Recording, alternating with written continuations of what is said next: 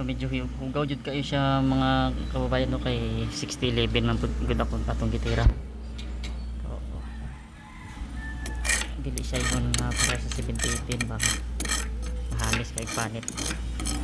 Pero kaya ra mangyapon siya pahugaw o mapalimpyo basta nang kay saktong gamit nga steel brass ana.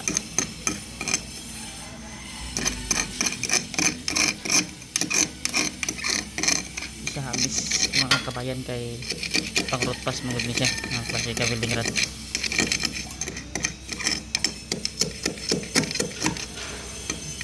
Wala tay sapaw ani mga kababayan. 6011 na jud ni siya pure. So kinahanglan nga mapahamis-hamis po dato gamay para mingin sila nga ayos kayong girada ba.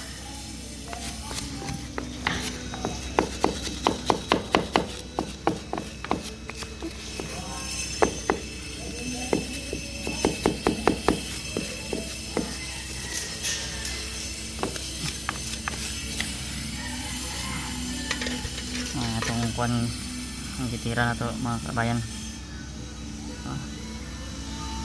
Pero ayos na.